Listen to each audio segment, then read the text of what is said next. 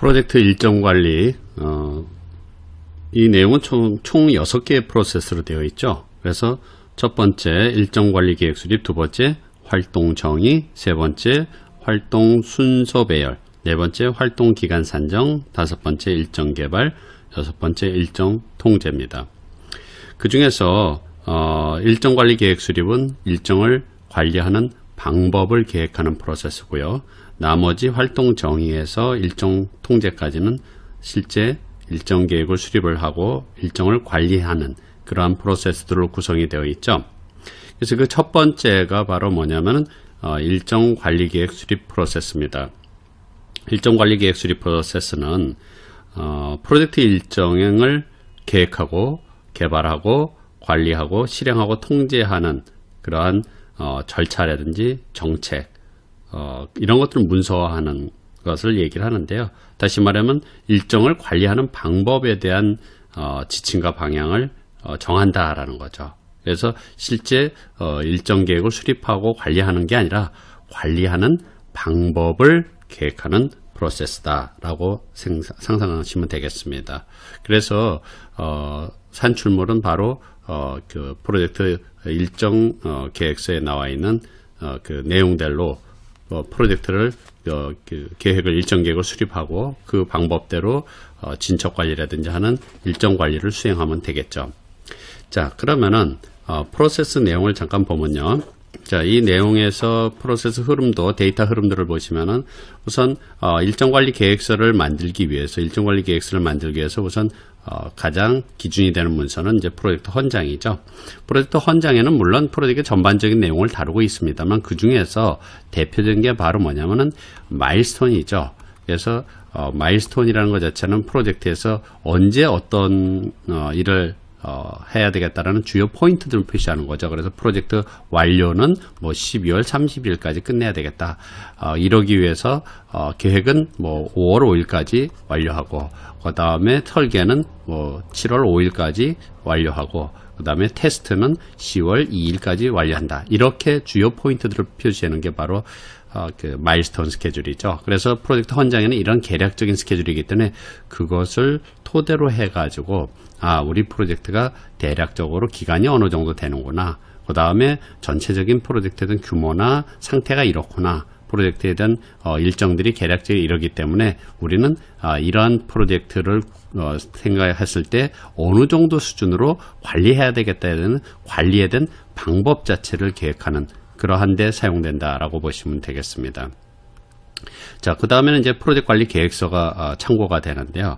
프로젝트 관리 계획서 중에서도 우선 첫 번째가 범위 관리 계획서예요. 자, 범위 관리 계획서는 왜 필요하냐? 물론 범위 관리 계획서에는 그 범위를 정의하고 개발하는 방법이 나와 있는데요. 그 범위를 정의하고 개발하는 방법에 따라서 사실은 일정 개발 방법이 달라진다는 거죠. 일정을 개발하는 방법. 그러니까 어떻게 우리가 WBS를 만들고 어떤 식으로 범위를 정의할 것인가에 따라서 그것에 영향을 받는 게 바로 일정 관리 방법이죠. 그래서 쉽게 얘기를 하면은 그 범위 관리 계획서에 나름대로의 어떤 WBS를 어떤 방식으로 분할한다.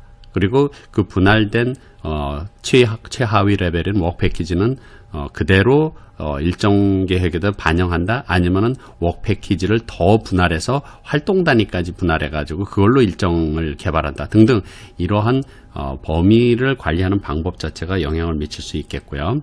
그 다음에 프로젝트 관리 계획서 안에 있는 개발 방식이에요. 개발 방식은 소위 말하는 제품 개발 방식이죠. 그래서 소위 말해서 그냥 폭포수 방식으로 그냥 순차적으로 단계별로 할 것이냐 아니면은 에자일과 같은 그러한 적용 방법으로 반복적으로 할 것이냐 이거에 따라서 스케줄은 만드는 방법이 굉장히 달라지겠죠. 그래서 그거에 따라서 어떤 방식으로 우리가 스케줄을 계획하고 관리할 것이냐 하는 그런 것들이 참고돼야지 된다라는 거죠.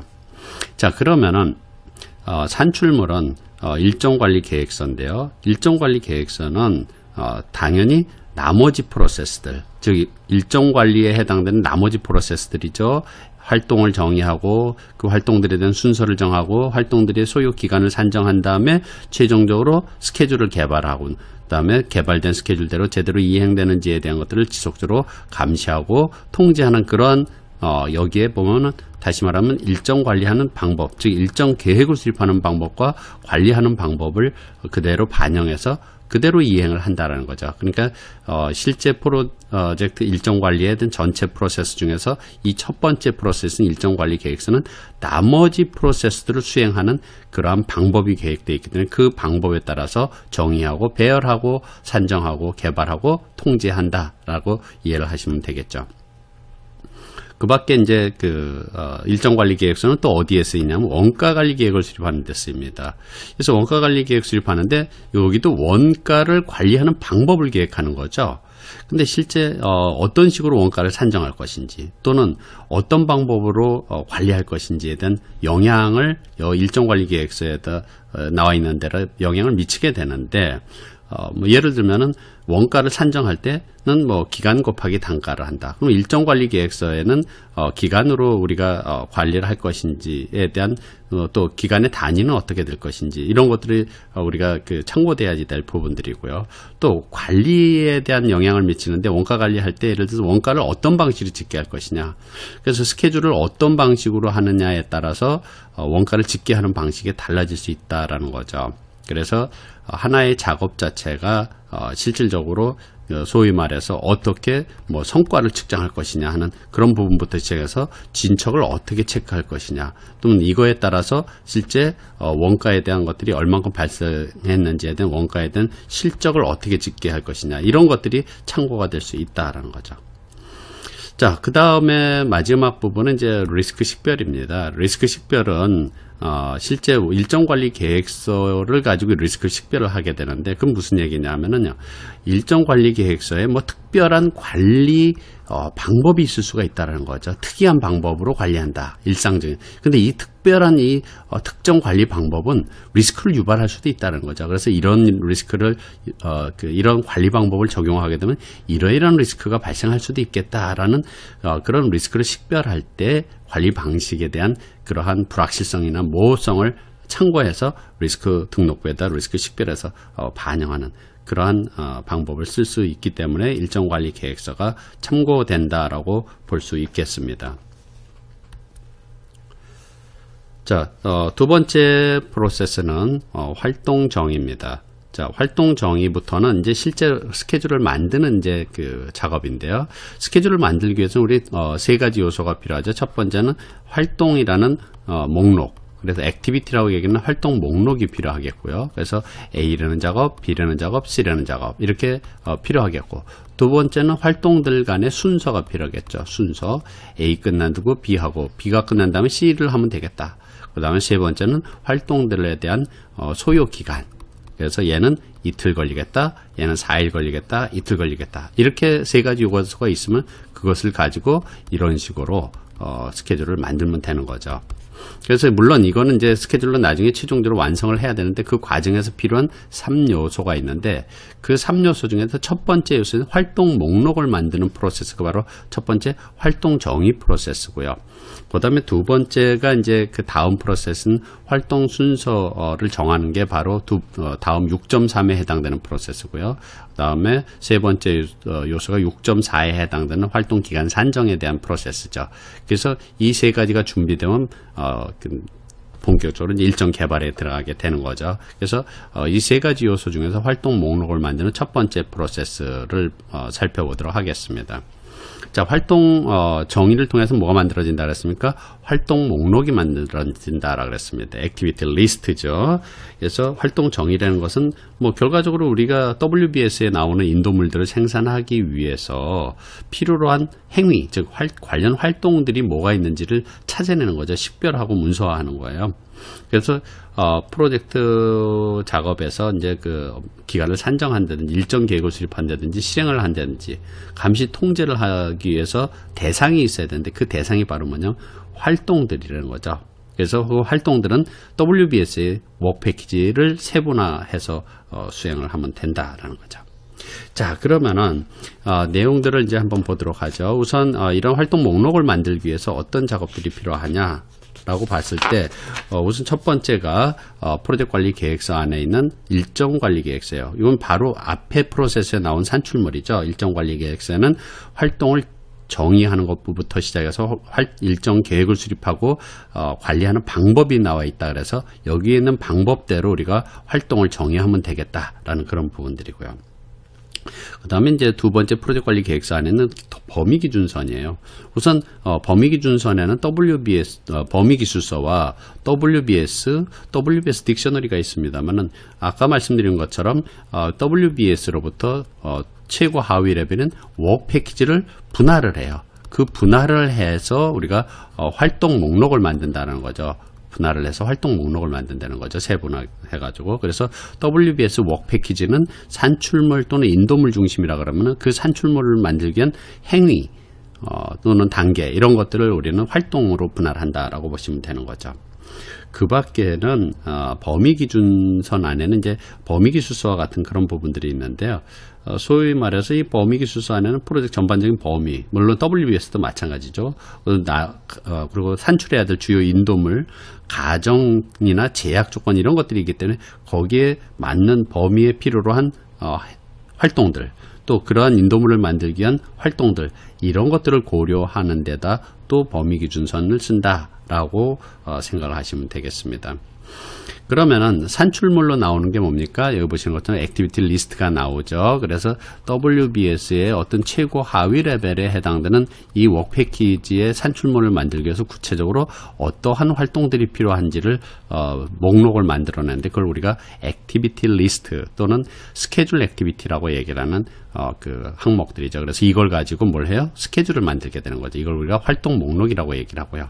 또 만약에 여기다가 뭐 설계도라는 게 나온다면 먼저 데이터를 수집하고 그 다음에 분석을 해서 그 다음에 설계도를 그린다. 뭐 이런 식으로 나올 수 있다라는 거죠. 그러면 이것만 봐가지고 우리는 잘 몰라요. 그래서 요 하나하나에 대한 것들이 어떤 속성을 갖는지에 대한 것들도 정의할 필요가 있는 거죠.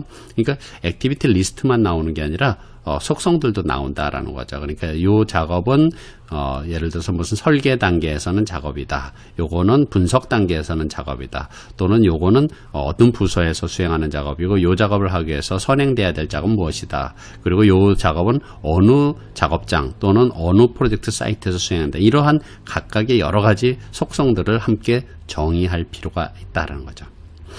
그 다음에 마지막으로 활동만 나오는 게 아니라 활동과 액티비티라고 얘기를 하는 활동과 대비되는 게 바로 뭐냐면 마일스톤이에요.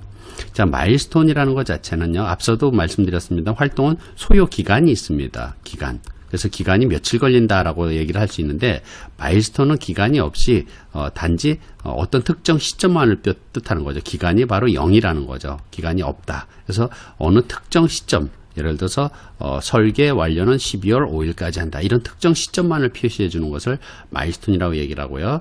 그래서 실제 활동도 필요하지만 특정 이정표가 될 수 있는 마일스톤들도 그때 정의돼야지 된다라는 거죠.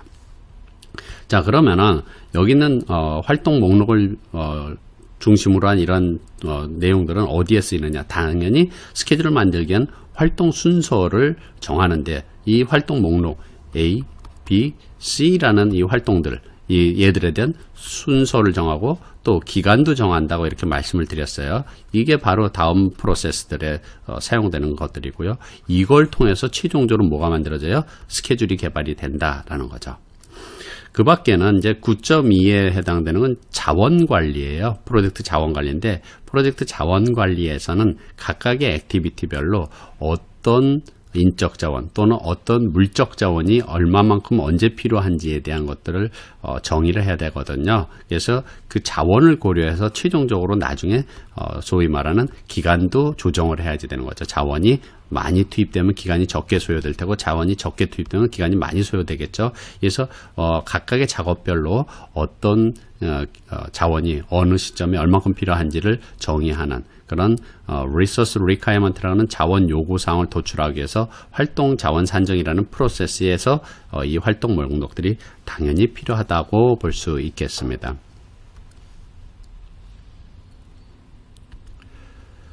자, 다음 프로세스 6.3은 활동 순서 배열입니다. 그래서 앞에서 정의된 액티비티들에 대한 순서를 정하는 거죠. 그래서 활동이 하나가 아니고 여러 개가 되기 때문에 선행 활동, 후행 활동과 같은 적절한 논리적인 관계를 만들어줄 필요가 있는 거죠. 그래서 논리적인 그 관계를 만들어주는 이유는 활동들 사이에 분석을 하기 위한 거죠. 스케줄 분석. 예를 들어서 A라는 작업이 이렇게 있고 B라는 작업이 이렇게 있다. 그런데 그냥 이렇게 겐트 차트를 하는 것보다 연결을 하게 되면 만약에 이 작업이 이만큼 지연이 됐다. 그럼 지연된 것만큼 반영을 해서 일정이 이만큼 지연되겠구나. 다음 작업에. 이런 작업들 스케줄 상에 소위 말하는 분석 또는 이런 영향을 검토할 때 적절하게 쓸 수 있는 활동 순서를 쓴다라는 거죠. 자, 그러면 활동 순서를 이런 이유 때문에 사용하는데, 물론 이런 걸 쓸 때는 당연히 그 스케줄을 만드는 그런 소프트웨어와 같은 툴을 이용해서 그려야 되겠죠. 손으로는 사실은 이제 엑셀과 같은 손으로는 분석하기 어렵고 자동으로 만들어주는 이러한 프로젝트 툴을 이용해서 우리가 만들어야 되겠죠. 그런데 나중에도 나오겠지만 이런 것들을 우리가 로직이 들어가 있는 바 차트다 이렇게 표현을 하는데요. 이런 경우는 이제 복잡하기 때문에 이거를 단순하게 작업들 순서와만 나타나는 이러한 식의 다이어그램을 이용할 수가 있다라는 거죠. 그래서 이거는 아주 간편하게 작업과 작업서의 선후 관계물을 표현하는 이 다이어그램으로 우선 먼저 만들어져야 될 필요가 있는데, 그것을 뭐라고 부르냐면 네트워크 다이어그램. 그래서 구체적으로 얘기하면 프로젝트 일정 네트워크 다이어그램이다 이렇게 표현을 하고 있는 거죠. 그래서 네트워크 형태로 되어 있는 다이어그램이다. 그래서 여기서는 우선 활동들 사이의 순서만 정한다라는 거죠. 자, 그러면은 이런 네트워크 다이어그램을 만들기 위해서 우선 필요로 한 것은 일정 관리 계획서에는 관리 방법, 즉 활동 순서를 정하는 방법이 여기 있으니까 그대로 따르면 되겠고요. 두 번째, 범위 기준선이 활동 순서를 표현하는데 대표적인 게 바로 뭐예요? 범위 기술서, 그 다음에 WBS와 WBS 딕셔너리 이런 것들이 이제 필요하겠는데, 특히 범위 기술서에는 프로젝트에 대한 인도물, 즉 다시 말하면 이 프로젝트는 어떠한 프로덕트라는 이 제품을 만들었는데 이 제품에 대한 뭐냐면 특성이 나타나 있어요. 그러면 예를 들어 이러이러한 우리가 결과물을 우리가 만들어내야 되는 프로젝트다. 그러면은 이들 사이의 관계, 여기서 여기 부분과 요 부분에 대한 관계, 또 요 부분과 요 부분의 단계, 그래서 어떤 작업을 먼저 해야 될지 나중에 해야 될지 이런 프로젝트에 대한 전반적인 큰 틀에서의 어떤 작업 순서를 개발해야 될 제품의 요소들 사이의 관계, 이런 것들을 우리가 참고할 수 있겠고요. 그 다음에 특별히 이런 부분은 외부에서 외주를 하는 것으로 한다, 아니면 직접 제작을 하는 것을 한다라는 이런 가정이라든지 인력에 대한 제약, 여러 가지 이런 가정 제약 조건을 반영해서 작업 순서를 결정할 수 있다라는 거죠. 그런 의미에서 범위 기준선이 필요하다라는 거죠. 그래서 범위 기준서에 나와 있는 가정 및 제약 조건, 인도물 또는 제품에 대한 특성, 이런 것들을 반영한다라는 거죠. 자, 그 다음에 프로젝트 문서에 해당되는 그런 부분들이 참고가 될 수 있는데요. 실제 앞에 나와 있는 활동 속성이나 활동 목록 이런 것들은 당연히 필요한 부분들이죠. 우리가 순서를 정해야 될 대상물들이니까요. 그 밖에는 이제 주요 가정했던 사항, 물론 범위 기준선에 있는 범위 기술서에도 가정이 있습니다만은 세부적인 가정 사항이 혹시 프로젝트 초기에부터 만들어져서 나와 있는 게 있다 그러면 그 가정에 따라서 해야지 된다는 거죠. 그래서 여러 가정이 있을 수가 있어요. 사람에 대한 가정 또는 작업 방법에 대한 가정, 순서에 대한 가정들이 있다 그러면 그런 것을 반영을 할 필요가 있다라는 거죠. 그 다음 이제 마일스톤 목록이 있는데요. 예를 들어서 우리가 마일스톤이라는 것 자체는 프로젝트 끝나는 시점, 설계 완료 시점, 이런 중요 시점들을 표시한다 그랬습니다. 그런데 스케줄을 만들고 순서를 정할 때는요, 사실은 이 마일스톤과 어느 정도 일치되게 만들어줘야 돼요. 그래서 항상 스케줄을 만들 때는, 순서를 정할 때는 참고적으로 이 마일스톤 스케줄과 연관성을 갖기 때문에, 그래서 우리가 마일스톤 목록도 필요도 하다는 거죠. 그래서 적어도 요런 설계 작업들은 설계 완료 시점까지는 끝내야 된다. 이런 테스트와 관련된 이런 작업들은 테스트 완료 시점까지는 끝내줘야 된다. 라는 이러한 순서를 반영하기 위한 그런 부분들이 필요하다는 거죠. 그래서 경우에 따라서는 스케줄을 만들 때 이런 식으로 마일스톤을 연결해 갖고 그 스케줄을 만드는 게 가장 일반적인 방법이죠. 이런 식으로 이렇게 해서 마일스톤, 특정 마일스톤과 이렇게 연결을 해줘야지 된다라는 거죠. 자, 그래서 이런 그 활동 순서를 하게 되면은 나오는 산출물은 프로젝트 일정에 대한 네트워크 다이어그램이라고 말씀드렸죠. 이거는 당연히 일정 개발에 쓰이는 거고요. 그래서 일정 개발을 할 때, 일정 개발이라는 건 그겁니다. 작업 목록과 그 다음에 순서를 가지고 이렇게 기간과 순서를 가지고 이렇게 만들게 되면 이 상태는 아직은 스케줄이라고 얘기를 할 수도 없죠. 일정이라고 볼 수 없고 기간과 순서를 나타내는 그림일 뿐이다 라는 거죠. 그러면 요것을 뭐 1월 1일 날 시작해서 1월 2일 날 끝나고 1월 3일 날 시작해서 1월 6일 날 끝나고 이런 식으로 각각의 시작 날짜와 완료 날짜가 최종 확정되어야지만이 우리가 스케줄이라고 얘기를 할 수가 있는 거죠. 그러면 이 그림에서 이런 날짜를 확정하기 위해서 뭐가 필요하냐? 어떤 분석이 필요하죠. 일정에 대한 분석을 필요해서 우리가 원하는 시점에 맞도록 이 스케줄을 최적의 상태로, 우리가 생각하는 최적화된 상태로 스케줄을 완성해야 되는데, 그 과정에서 뭐 줄여보기도 하고 늘리기도 하고 뭐 기간을 더하고 또는 여기다가 자원을 더 투입을 해보기도 하고 이런 여러 가지 방법을 통해서 우리가 원하는 최적의 일정으로 만들 수 있도록 분석하는 노력을 하게 되는 거죠. 그래서 이러한 노력을 할 때 이런 노력을 통해서 궁극적으로는 일정이 개발되는데, 결과적으로는 이런 순서가 들어가 있는 이런 네트워크 다이어그램을 형태를 가지고 분석을 통해서 거기다가 한다라고 상상을 하시면 됩니다. 그래서 기본적으로 이런 네트워크 다이어그램이 바로 일정 개발에 쓰여진다라는 건 당연한 논리죠. 선후 관계, 최종적으로 스케줄 개발하기 위한 선후 논리 관계를 만들어낸다라는 거죠.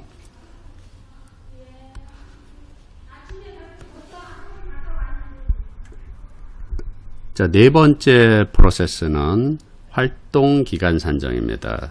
자, 활동기간 산정은 앞서서 말한 세 가지 요소죠. 활동 목록, 활동 순서, 그 다음에 세 번째 마지막 스케줄을 만들기 위한 준비로서의 최종 활동들에 대한 기간을 정하는 거죠. 그래서 활동기간 산정을 하는 과정에서는 당연히 작업을 어디까지 할 것이냐에 대한 작업 범위라든지 또 어떤 자원이 필요한지, 그 다음에 어떤 수준의 기술이 능력, 기술 수준이 필요한지, 자원이 몇 명이 필요한지 이런 것들에 대한 정보를 반영을 해서 기간을 결정을 해야지 되겠다라는 거죠. 그래서 이제 이 활동 기간 산정이라는 것은 기본적으로 나중에 일정 개발하는 데 있어서 당연히 필수적인 그런 요소가 되는 거고요. 그래서 기간 산정에서 필요한 업무량이 어느 정도 되는지에 대한 것들을 파악을 하고, 또 동시에 우리가 갖고 있는 가용한 자원이 얼만큼 되는지를 고려해서 적절한 필요한 작업 기간의 근사치를 산출하는 그런 노력이 필요하겠다라는 거죠. 자, 그러면 기간에 대한 산정 프로세스에 대한 전반적인 이제 흐름도, 정보 흐름들을 보시면은 당연히 기간을 산정하기에는 뭐가 나오냐? 기간 산정치가 나옵니다. 물론 산정했던 근거도 같이 나올 수 있겠지만 기간 산정치가 산출물로 나오게 되는 거죠. 그러니까 액티비티별로 A라는 작업은 뭐 이틀 걸리겠다, B라는 작업은 4일 걸리겠다, 뭐 이런 식의 기간 산정치가 나오게 되는 거죠. 자, 그러면은 이런 기간 산정치를 만들기 위해서 필요한 건 뭐냐? 일정관리계획에 나와 있는, 일정관리계획서에 나와 있는 방법대로 기간을 산정하면 되겠고요. 그 다음에 범위기준선 같은 경우는 특히 WBS나 WBS 딕셔너리가 필요한데, WBS 딕셔너리에 보면은 업무에 대한 WBS 사전이라고 얘기는 W 딕셔너리죠. 그래서 업무에 대한 설명이나 조건 이런 것들이 나와 있어요. 그래서 이 정도의 범위구나, 이런 작업이구나 라는 것을 고려해서 기간이 얼마 걸릴지를 우리가 추정을 하는 거죠. 그래서 필요한 그런 부분들이고요. 그 다음에 이제 우리 대상은 뭐예요? 활동 속성이나 활동 목록을 가지고 지금 기간을 산정하는 거니까 당연히 필요한 부분들이 되겠고요. 그 다음 가정사항 기록부라고 하는데, 이제 우리가 활동에 대한 기간을 우리가 산정하기 전까지 특별한 가정사항이 기록되어 있는 내용들이 있다 그러면은, 그런 가정사항 중에서 혹시 어떤 특정 작업 방법으로 하는 것으로 가정한다, 그거 고려해갖고 이 방법으로 하면 며칠 걸리겠구나, 또는 제약, 여기는 특정 작업에는 우리가 어느 정도의 자원만 투입할 수 있겠다라는 그런 자원의 양이나 투입에 대한 제약이 있다 그러면 그거에 맞춰서 기간을 결정을 하는 거죠. 그래서 뭐 한 명밖에 못 쓸 수 상황이다. 그러면 뭐 10일 걸리겠구나. 근데 2병까지 쓸 수 있다. 그러면 7일 정도 걸리겠구나. 이런 식으로 가정이나 제약을 고려한다라는 거죠. 그다음 뭐 교훈사항은 과거에 우리가 그러니까 지금 처음 기간 산정하는 게 아니라 우리 프로젝트에서는 항상 염두에 둬야 될 게 기간 산정이라는 건 이때도 계략적으로 산정하고 이때도 계략적으로 산정하고 점진적으로 구체화되는 특성을 항상 생각을 하셔야 돼요. 그래서 초기에는 우리가 가정이나 교훈이 없을 수가 있겠지만은 중간에 이쯤 시점에는 여기 있는 가정이나 제약 또는 교훈 사항들이 있을 수가 있기 때문에 그때 과거에 했던 이 시점에 했던 교훈 사항들을 우리가 참고한다라는 그런 개념으로 상상을 하셔야 됩니다.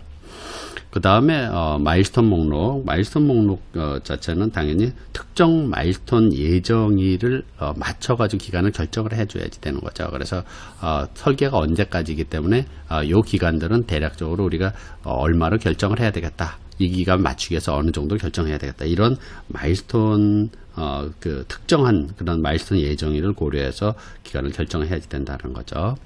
그 다음에 프로젝트 팀 배정표, 그러니까 팀원들의 목록이 나와 있고 팀원들이 누구누구 어떤 작업들이 배정되어 있는지 이런 배정표를 보고 여기 팀원들은 이 작업을 하는 데는 이 팀 배정표에서 어떤 인력이 여기에 배정이 돼 있구나. 그 사람은 어느 정도 수준이니까 얼마큼 걸리겠구나, 기간이. 이런 것들을 결정할 때 참고한다라는 그런 개념이고요. 그 다음에 자원분류체계라고 얘기하는데 자원분류체계는 가용한 자원의 종류예요. 그래서 실질적으로 그래서 Resource Breakdown Structure라고 얘기하는 자원분류체계는 뭐 인적 자원, 물적 자원이 있겠다. 물적 자원에는 무슨 이러한 장비와 소모품이 있겠다. 장비에는 이러이러한 장비들이 있겠다. 그 다음에 인적 자원에는 뭐 엔지니어가 있고 그 다음에 관리직이 있는데 엔지니어에는 분석 업무 담당하는 코스트 엔지니어 있고 설계 엔지니어 있고 디자인 엔지니어가 있다.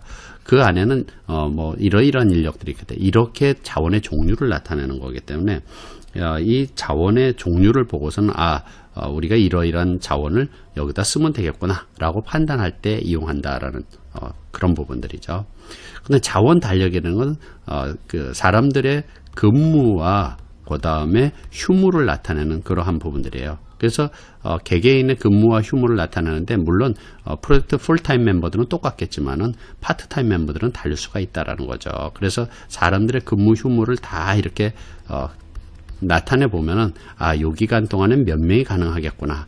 그래서 요거 이렇게 해서 몇 명이 가용하겠다라는 그러한 자원에 대한 가용성을 알 수 있다는 거죠. 그래서 우리가 그 특정 기간에 어떤 인력이 가용하다라는 어느 정도 가용하다라는 걸 고려해서 A라는 작업 며칠 걸리겠냐? 그때 이 자원이 가용하기 때문에 몇 명 가용하니까 3명 투입 이러면은 10일 걸리겠구나. 이런 식으로 가용한 자원을 고려한 기간을 결정한다라는 거죠.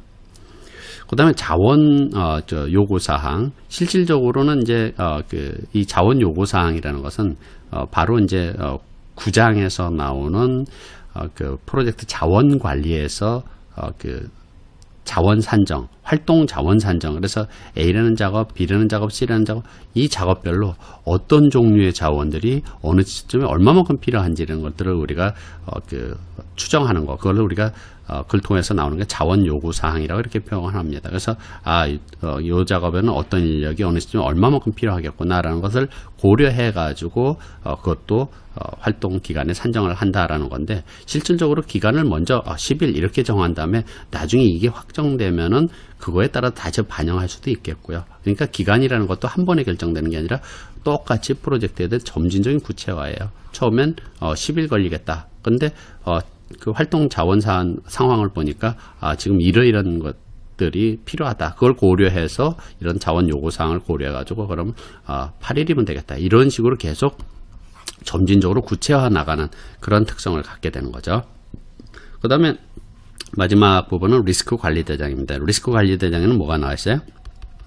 리스크에 대한 목록이 나와 있어요. 리스크 목록이 있는데 이 목록과 함께 대응 계획을 수립을 하고 있어요. 대응 계획. 그래서 이 대응 계획을 수립을 하는데 실제 이런 A라는 작업이 있다고 가정을 해보죠. 이런 A라는 작업은 며칠 걸릴 것인가 생각을 하는데 이 작업에는 이러이러한 리스크가 예상이 돼.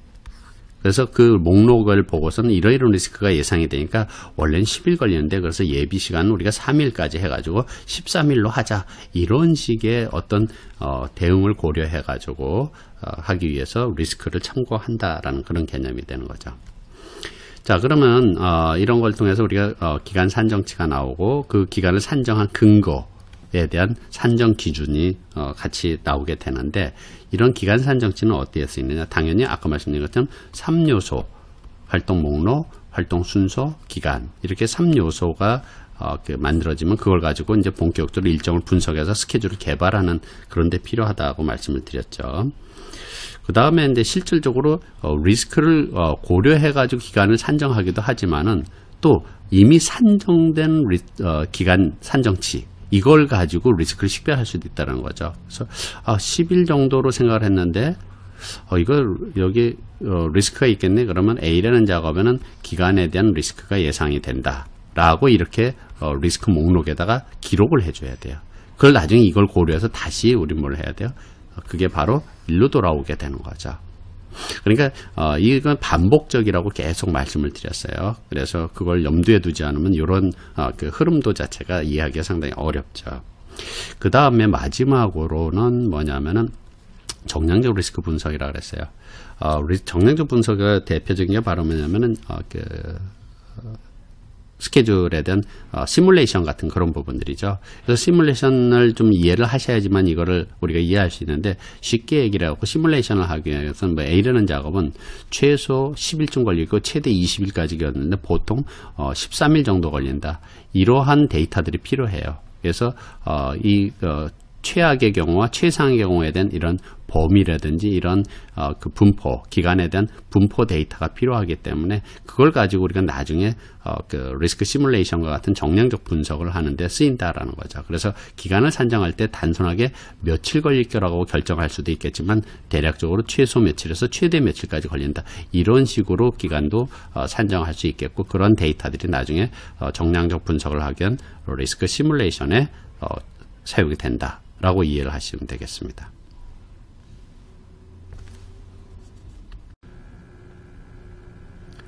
네, 일정 관리, 프로젝트 일정 관리에서 5번째 프로세스는 일정 개발입니다. 앞에서 우리가 크게 3가지로 생각을 하면은요, 우선 기본적으로 활동 목록을 만드는 활동 정의를 했고요. 그 다음 활동 목록이 만들어지면 그 활동들에 대해서 순서, 작업 사이에 의존 관계를 정하는 작업 순서를 배열을 했습니다. 그 다음에 순서가 배열되면은 그 다음에 물론 순서가 배열된 다음에 하거나 아니면 동시에 할 수도 있겠지만 각 활동들에 대한 소요 기간을 추정을 했죠. 그래서 이 3가지 요소들을 가지고 우리는 뭘 하느냐, 분석을 해가지고 궁극적으로 일정으로 확정을 하는 그러한 프로세스가 바로 6.5에 해당되는 일정 개발 프로세스입니다. 그래서 일정 개발이라는 것은 앞에서 나왔던 활동 순서나 그 다음에 기간, 그 다음에 그 기관에 따른 자원 요구 사항 또는 뭐 기타 이제 제약 조건 이런 것들을 분석해서 나름대로의 어떤 일정 모델을 만드는 거죠. 일정 모델.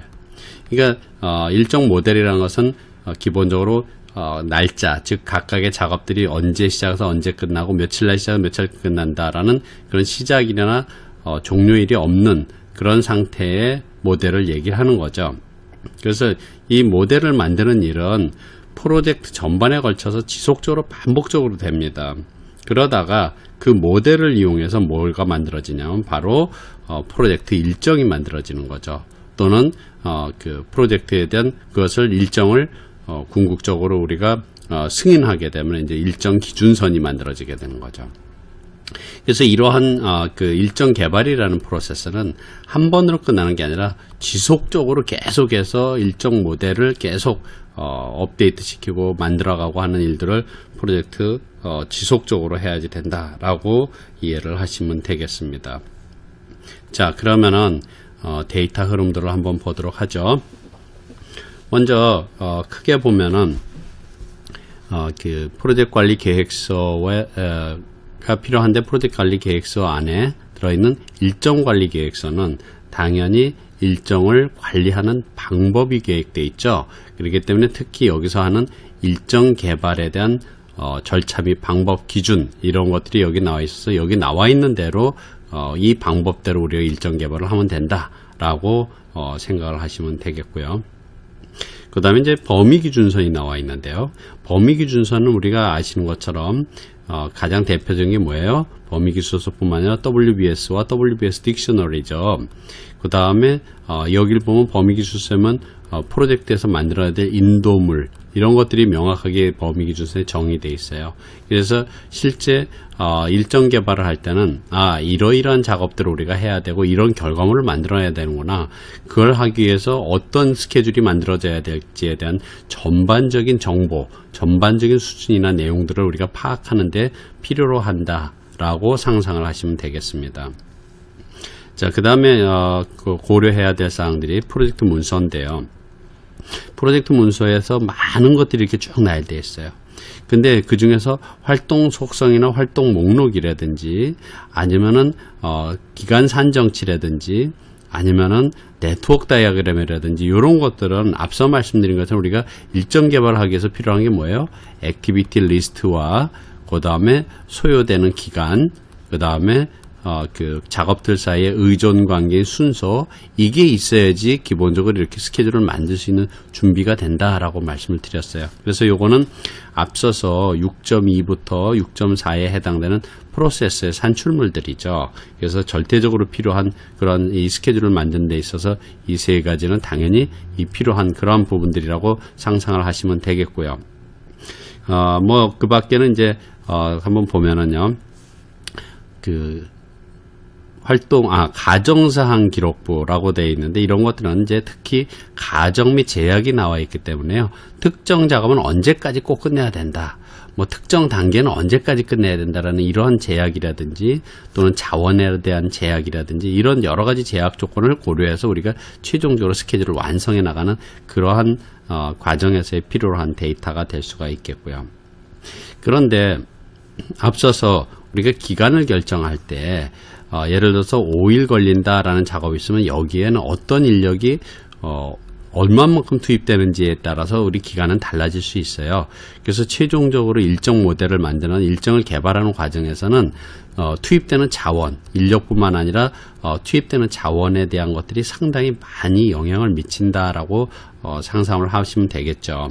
그래서 여기 나와 있는 프로젝트 팀 배정표, 그래서 어떤 작업에 어떤 인력이 배정되었구나, 또 어떤 인력이 언제 얼마만큼 가용하다라는 그러한 내부적인 그러한 자원과 관련된 부분들을 우리가 자원에 대한 가용성을 우리가 참고해서 일정을 개발하는 데 쓸 수 있다라는 거죠. 그리고 자원 요구사항도 마찬가지죠. 여기 이 작업에는 어떤 인력이 얼만큼 필요할 것이다라는 기본적인 요구사항에다가 그 다음에 자원 달력이나 팀 배정표를 보고서는 적절하게 가감을 하거나 조정을 하는데 그 가용성을 반영을 해서 최종적으로 우리가 스케줄을 확정하기 전에 이런 조정이 필요하다라는 그런 측면에서 필요한 거죠. 그래서 특히 내부 인력일 경우는 그렇게 되는데 여기 보시면은 이제 조달 중에서 협약, 즉 계약인데 계약상의 어떤 약정일 같은 경우도 우리가 스케줄을 만들 때 있어서 특정한 계약에서 어떤 부분은 이때까지 약정상 완료를 해줘야지 된다라는 그런 것들이 있다 그러면 우리가 참고할 수도 있겠고요.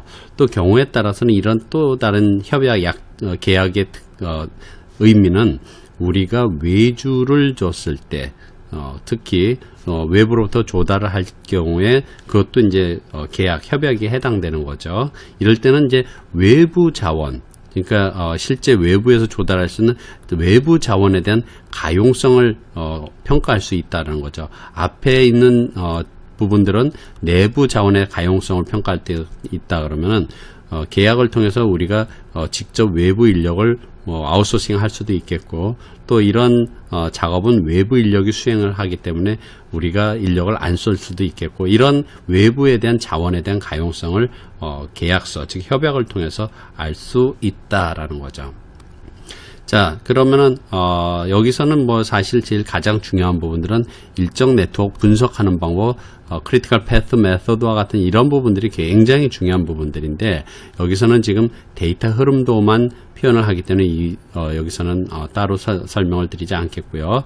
그래서 CPM과 같은 크리티컬 패스 메소드와 같은 중요한 분석 기법을 통해 가지고 일정에 대한 기준선이라든지 그 다음에 프로젝트 스케줄이 만들어진다 라고 보시면 되겠습니다. 근데 이런 프로젝트 스케줄은 프로젝트에서 가장 기본이 되는 부분들이기 때문에요, 굉장히 많은 곳에 우리가 적용이 되는 거죠. 인풋으로 또 쓰이게 되는 거죠. 먼저 일정 기준선은 우리 승인 확정된 그 데이터 모델, 그러니까 그 프로젝트의 일정 모델을 얘기를 하는 거죠. 일정 모델 중에서 승인 확정된 것을 우리는 일정 기준선이라고 얘기를 하고, 추후에 프로젝트 진행하는 동안에 프로젝트에 대한 일정에 대한 성과를 측정하는 기준이 되는 그러한 스케줄이 되는 거죠. 그래서 기본적으로 통합 변경 통제에서 그 우리 프로젝트 전체에 대한 일정이 만약에 변경되면 어떤 영향을 주는지에 대한 평가를 할 때 참고될 수 있는 자료가 되는데, 기본적으로는 뭐냐면 일정 통제, 그 프로젝트가 일정대로 계획대로 잘 되고 있는지에 대한 것들을 확인하고 변경하고 조치하고 하는 그러한 기준으로서 쓰인다라는 거고요. 그 다음에 그 일정 기준선을 확정할 때 굉장히 타이트한지 아니면은 이게 여유가 있게 만들어지는지 따라서 우리가 리스크를 거기서 식별할 수 있다라는 거죠. 그래서 일정 기준선에 따라서 특정 리스크들을 우리가 일정에 대한 관련된 불확실성 때문에 발생할 수 있는 리스크들을 찾아낼 수 있는데 쓰는 거고요. 그 다음에 정량적 리스크 분석에서는 뭘 쓰냐 하면은 실제 개발 리스크뿐만 아니라 이제 여러 가지 불확실성, 특히 일정에 대한 불확실성을 할 때 기본적으로 우리 시뮬레이션과 같은 그런 방식을 통해 가지고 일정에 대한 프로젝트 전체 일정에 대한 리스크를 평가할 때 이때 사용되는 데이터라고 보시면 되겠죠. 그 다음에 이제 마지막으로 조달 통제인데, 마찬가지로 조달 통제도 만약에 우리한테 그 의뢰를 받은 판매자가 뭔가 변경을 유발할 경우에는 우리한테 어떤 영향을 미치는 이런 것들 분석을 할 때 우리의 스케줄, 전체 스케줄을 보고선 이게 우리의 전체 스케줄인데 요게 외주 업체 또는 조달 업체의 스케줄인데 이걸 변경하게 되면 다른 프로젝트 일정에 어떤 영향을 미치는지에 대한 것들을 분석하고 할 때 그럴 때 이제 그 기준이 되는 문서라고 볼 수가 있겠죠. 그 다음에 확정 승인된 일정 말고 현재 상태의 프로젝트 일정, 지금 우리가 보고 있는 날짜, 그 다음에 즉 시작된 날짜와 완료된 시작 완료 날짜들이 각각의 확정된 그러한 그 현재 프로젝트 스케줄은 굉장히 다양하게 쓰이는데요.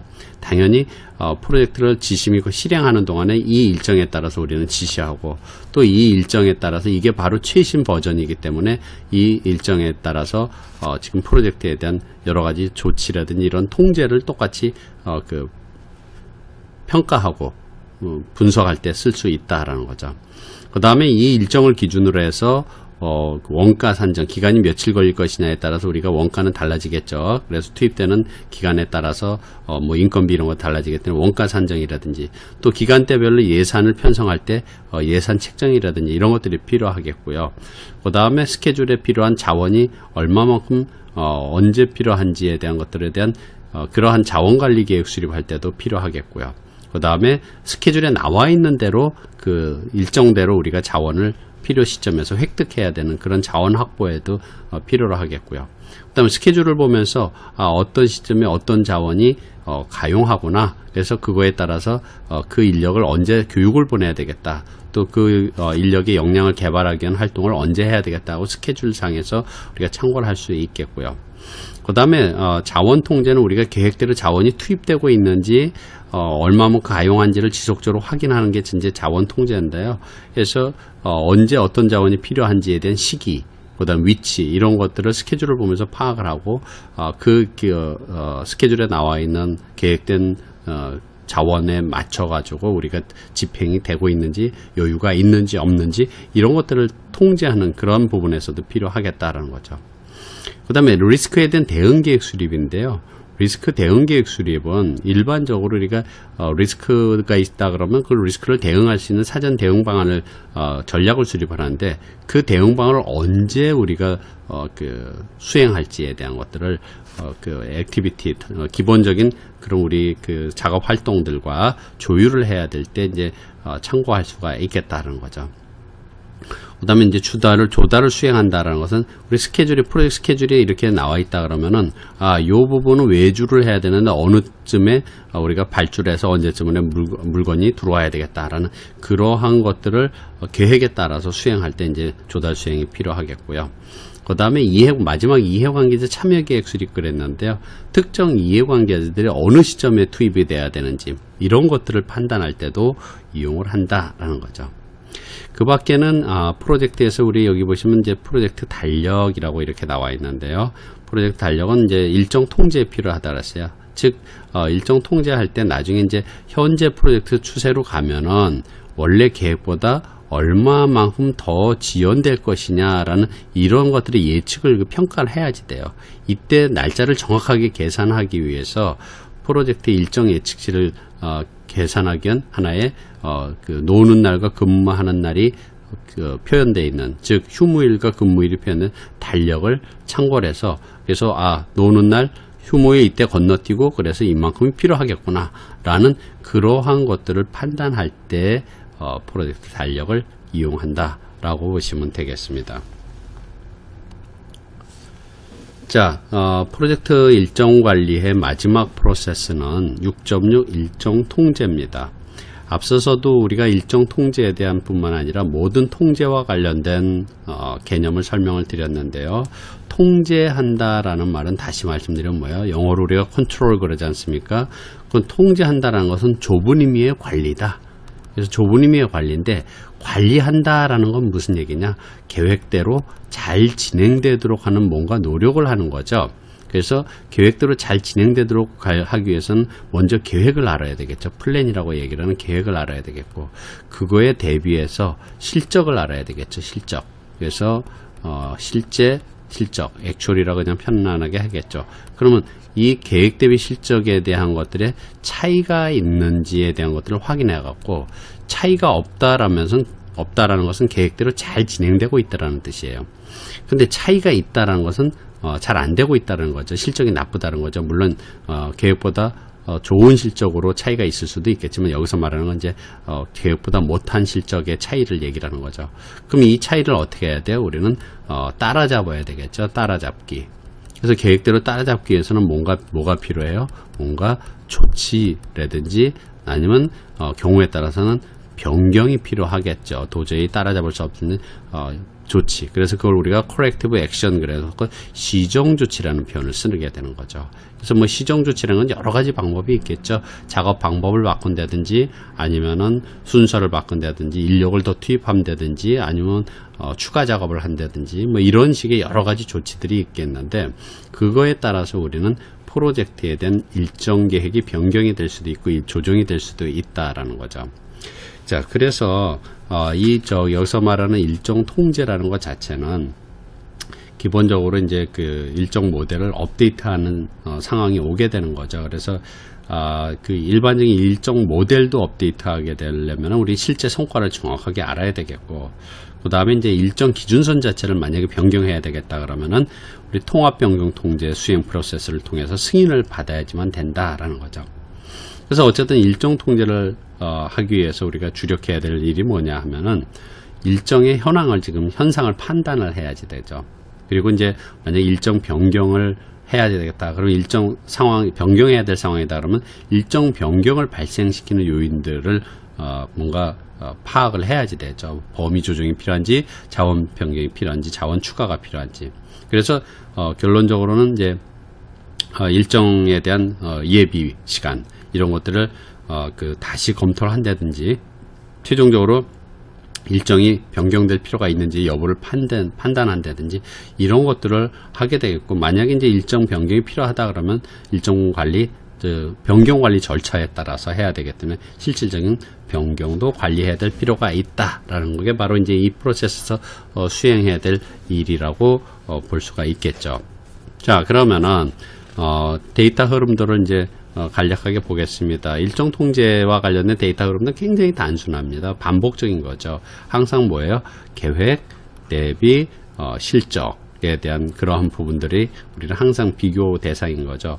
그래서 여기 계획이라는 것은 물론 프로젝트 기준성과 같은 이런 부분들도 있고 또 가장 기본적인 프로젝트 일정도 계획이 되는 거죠. 그래서 이 계획 대비 실적을 뭘 해요? 비교 분석을 하는데 여기 차이 분석이라는 이런 또는 획득 가치 분석이라든지 이런 것들이 대표적인 바로 계획 대비 실적을 분석을 해가지고 그거에 따라서 그걸 조치하기 위한 단순한 어떤 조치나 실제 변경이 발생할 수 있겠고, 변경이 발생한다 그러면 이거는 통합 변경 통제를 수행을 통해서 승인된 변경 요청이 될 수가 있겠고요.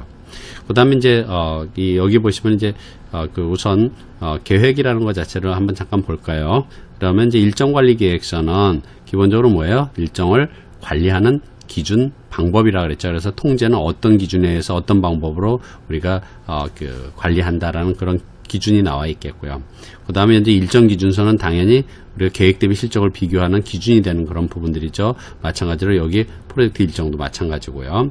이건 프로젝트 일정은 최신 버전의 일정을 얘기를 하는 거, 이거는 최초에 승인된 기준을 얘기를 하는 거죠.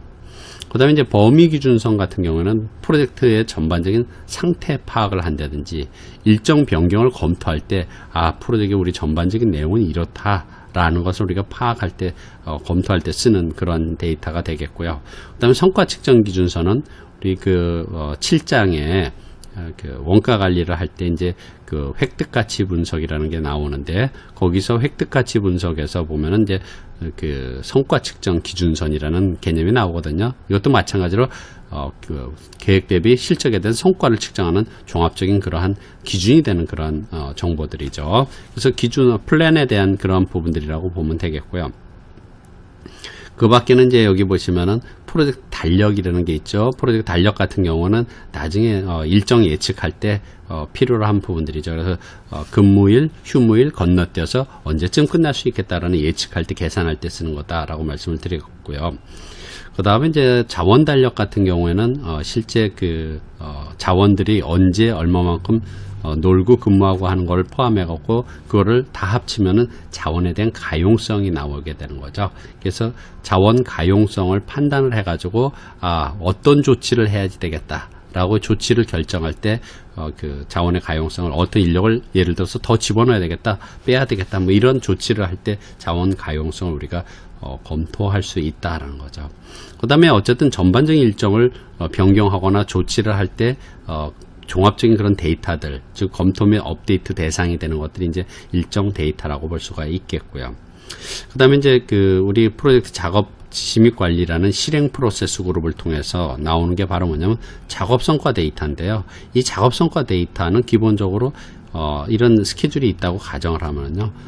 요때까지 그러면 시작된 작업은 요거는 시작돼서 완료가 됐고, 요거는 시작된 작업이고, 요거는 아직 시작이 안 됐고, 이렇게 어느 것이 시작된 활동인지, 또 요거는 100% 됐고, 요거는 30% 진척됐다, 이러한 진척도라든지, 또 완료된 작업, 그러니까 시작된 작업 또는 완료된 작업 활동, 이런 것들이나 진척도에 대한 그런 데이터를 우리는 작업성과 데이터라고 얘기를 하는 거고요. 그래서 일정 통제를 통해서 분석을 하게 되면은 그게 결과적으로는 작업성과 정보가 나오는 거고, 정보로 나오는 거고, 이 작업성과 정보는 구체적으로 이제 프로젝트 전체에 대한 통합적인 차원에서 작업 감시 및 통제를 통해서 작업성과 보고서에 완성이 되는 그러한 데이터로 변경이 되는 거죠. 자, 그 다음에 마지막으로는 이제 여기 보시면은요, 우리가 일정 통제를 하게 되면 여러 가지 추세 분석, 차이 분석, 획득가치 분석을 하면, 이 추세로 나가면 프로젝트가 언제, 원래 계획보다는 언제 끝날 수 있겠구나라는 예측도 나올 수 있다라는, 분석을 통해서 예측도 나올 수 있다라는 것과, 그 다음에 이제 기타 이제 일정 변경이라든지 아니면은 조치에 따라서 굉장히 이제 많은 문서들이 업데이트 돼야 돼요. 그게 대표적인 이제 여기 나와 있는 기준선도 업데이트 되건데, 원가, 성과 측정 기준, 일정 관리 계획 이런 각종 부분들이 변경 조치에 따라서 업데이트 돼야지 된다라는 거죠. 그래서 일정이 변경되면은 그거에 따라서 가정 및 제약 조건이라든지 그 다음에 그 프로젝트 스케줄이라든지 자원 달력이라든지 우리 새로운 리스크가 또 변경에 따라서 발생한다든지 당연히 일정에 대한 각종 데이터들도 변경되든지 이러한 변경 사항을 업데이트 해줄 필요가 있다라는 겁니다.